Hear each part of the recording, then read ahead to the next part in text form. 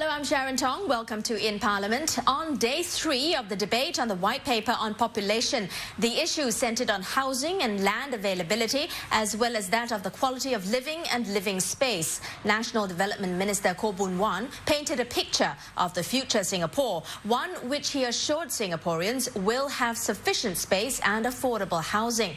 Mr Khaw said the government has learned a valuable lesson from Singapore's infrastructure problems today. We'll do our best not to allow population to surge ahead of our infrastructure again. What we must do is to build infrastructure ahead of demand. And where possible, we also build in a buffer so that we can respond to unexpected needs. This is a major shift in planning and development strategy to invest ahead of demand. Mr Khaw said young Singaporeans do not have to worry about housing. 200,000 homes are already being built, and the government has reserved enough land for 500,000 more in the longer term. To complete the ramp-up construction program, I do need more construction workers, more than currently available. And that's why yesterday I was shocked when I hear WP recommendation that we freeze the foreign worker population immediately and for 8 years. That is throwing a spanner into my building plan. I will not be able to deliver the new flats as promised to 200,000 families. On behalf of these families, I asked the Workers' Party, please rethink your idea and your approach. Please spare a thought for them. They are our people, fellow Singaporeans too. And many of them are making plans to quickly have the keys to their homes so that they can set up their families and have babies. Please don't disrupt their plan. But Mr Khaw added that building enough homes for everyone will not turn Singapore into a concrete jungle. Despite urbanization, Singapore will remain rich in biodiversity. Apart from our parks, we have conserved a significant and representative part of our native biodiversity. However, we cannot protect every local green area. Some are slated for development, and in time, we'll need to give way to other uses. It's painful, I know, for the local residents. Actually, it is more painful for us in MND. We seek your understanding, but overall we will maintain about 9% of our land for parks and nature reserves. This is highly significant for a small urbanized city. What is our future? It's not to be a concrete jungle.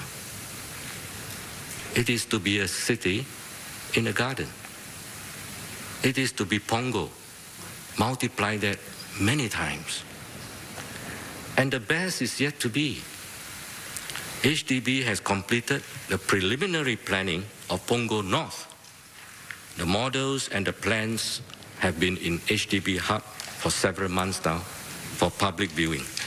And they have been very well received by both experts, architects, and laymen. I have received many emails from architects, city planners, Singaporean architects, who come to tell me how impressed they are with the Pongo North plan. The planners are now working on Tampines North, Bidadari, and Tengah, which will incorporate fresh ideas for better living. They will be awesome.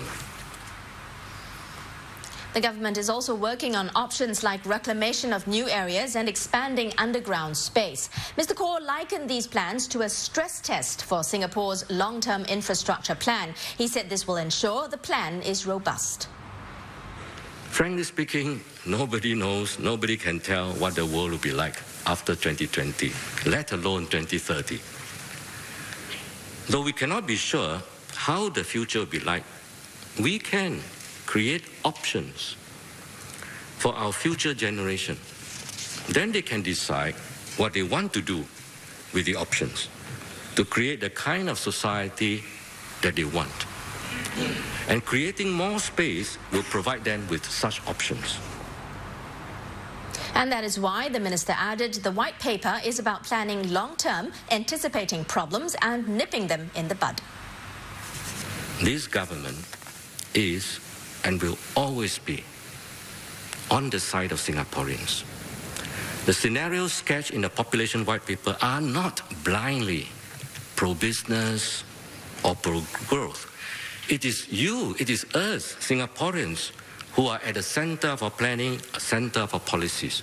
Your well-being, your security, the quality of your life. People first, not growth first. That is the key thread which runs consistently through the two papers. Please read them closely and see for yourself. Several ministers and even former government leaders joined the National Development Minister's call for Singaporeans to see the merits of the white paper on population. Emeritus Senior Minister Goh Chok Tong weighed in on the debate by recounting the challenges Singapore faced when he helmed the country as Prime Minister.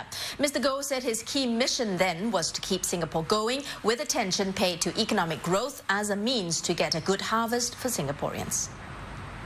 To keep Singapore going is like perpetually rolling a huge boulder up a mountainside.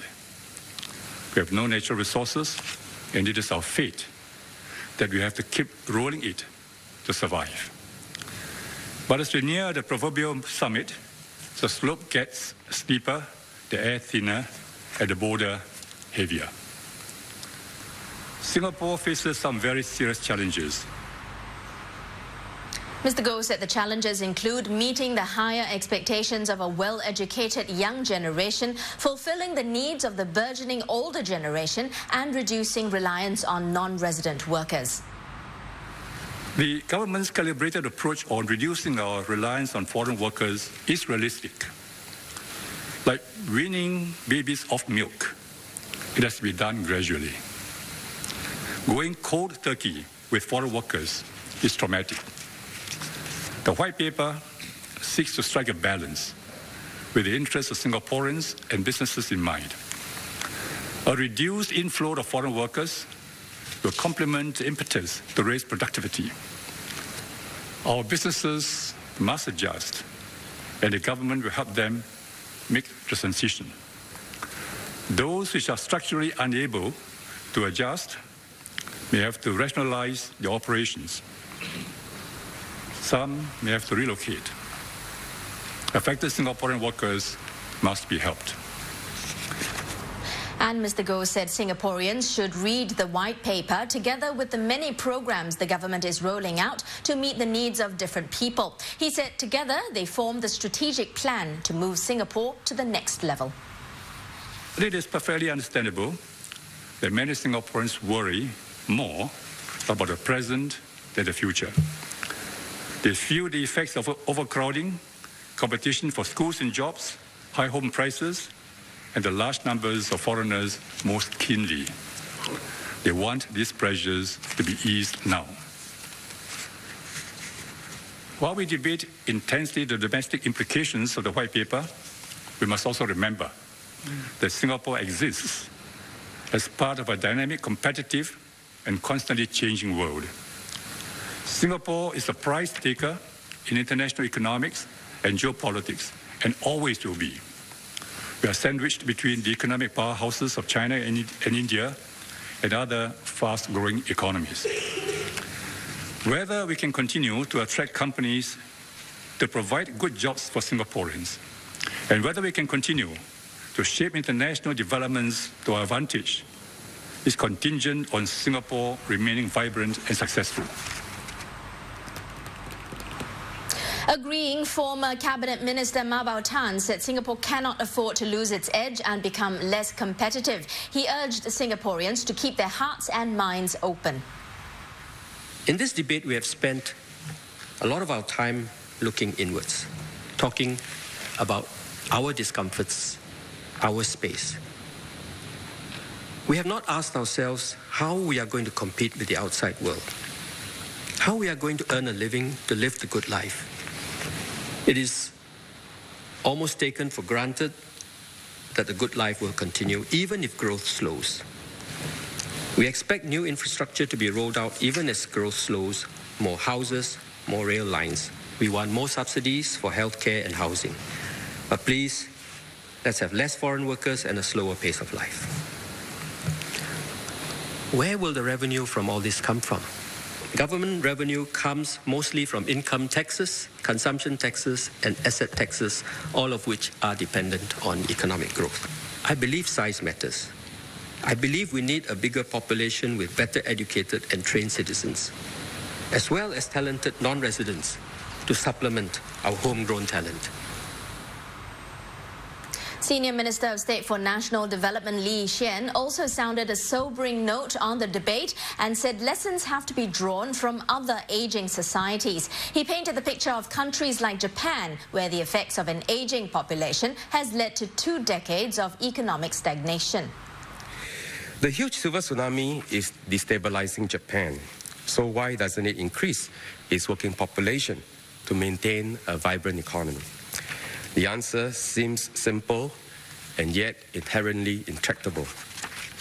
Japan couldn't build a consensus to allow immigration to boost their workforce. As our own population ages, our old age support ratio will fall drastically from the current 5.9 to 2.1 in 2030. When that happens, our young people may find the heavy burden unbearable, physically and financially. And is this sustainable? MPs still voiced their concerns on various issues related to the population white paper, one of which was Singapore's low total fertility rate, or TFR. Suggestions were offered up on how more can be done besides what has already been offered in the recently boosted marriage and parenthood package. This, some have said, is key to sustaining a strong Singaporean core. I think we are in urgent need of a transformational change to the way we promote fertility rates. The marriage and parenthood package can only take us so far. I would propose that the government considers setting up a specialist committee tasked specifically to looking into revamping these measures. Go well beyond the present paradigm. And a starting point could be to study the Swedish family policies. I know there's a different dynamic there and a different ethical considerations or ethic considerations. But in Sweden, family policies are placed as a priority and coordinated with educational and flexible labour market policies. There must be something in it because in a declining European TFR, Sweden is the one country that has consistently maintained a healthy TFR over the years. We should not only go out of the box on this one, but perhaps break up the old box and build a new one. Many women also feel that even before they have had their babies, they may be stigmatized by the employers. Many tend to immediately cast doubts over whether a woman can have children and also balance a high demanding career. I know this from my own personal experience. Just recently during the by-election campaign, many were asking whether it would be possible for me to be an MP and have children at the same time. I can imagine many women face the anxiety of wondering whether their bosses feel the same way and consider them a liability if they were to become pregnant, and whether they would be able to come back easily after a long period of leave taken to stay at home with their children. Many residents have confided in me their worries about how stressful life in Singapore is. Potential parents fear that increasing costs of university education and housing will make it difficult for their children to get good jobs or even a roof over their heads in the near future. The influx of foreigners and the perceived problems and competition drives them even further away from the decision of having children. On the other hand, singles are so tied down by their jobs that they hardly have time or are simply too tired to get out and mingle, let alone get married. These pessimistic mindsets and poor work-life balance problems must be addressed. A lower quality of life was another concern, one that stems from a higher cost of living to the potential of overcrowding. The worry was that the economy and the population would grow too much too soon. So we appreciate the government being upfront and transparent on its planning projections, but this also created fear, not just about the perceived lack of space, but also how do we manage costs as Singapore tries to move towards high value-add industries, higher quality housing, higher quality education. So basic economics tells us in a land-scarce environment, as more land is used, property prices will only have to go up, meaning business costs, consumer indices seem destined to go just one way, up. Let's consider going back to basics. Would the government consider legislating the 8-hour workday, after which an employer is expected to pay OT across all professions, and not just limited to those earning below $4,500 as under the Employment Act currently?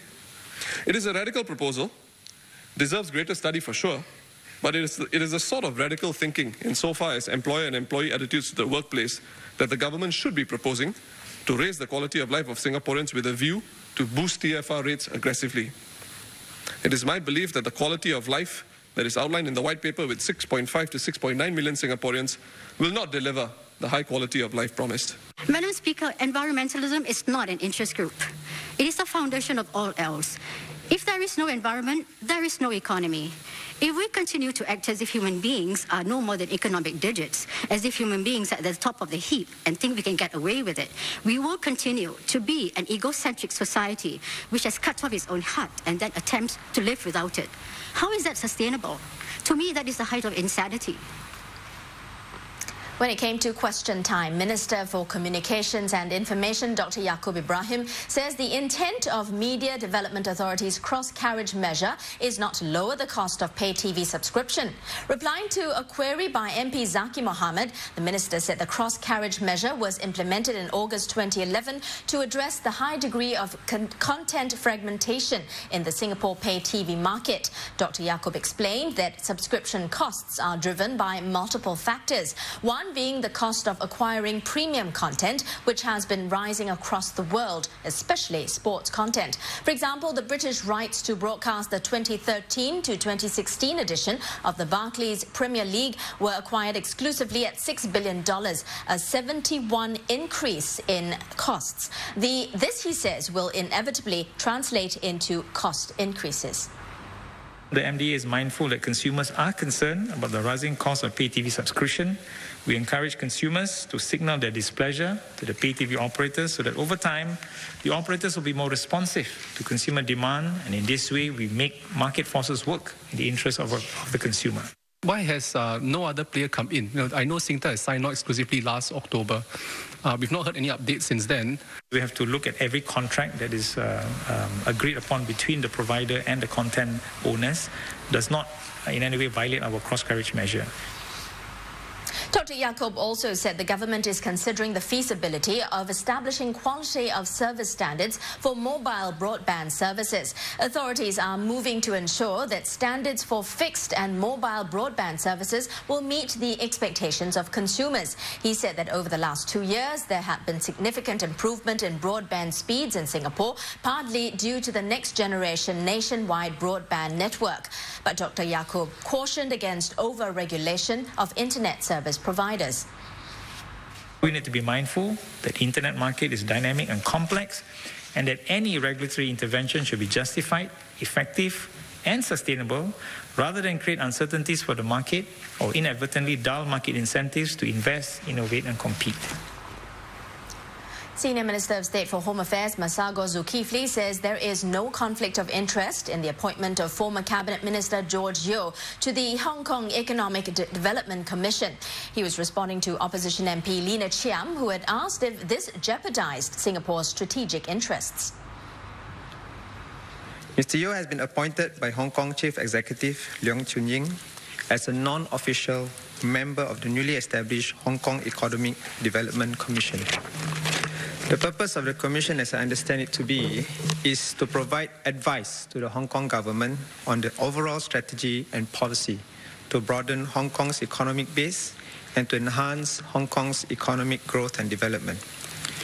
It is not unusual for governments to appoint foreigners as advisors to tap on their professional expertise, and experience.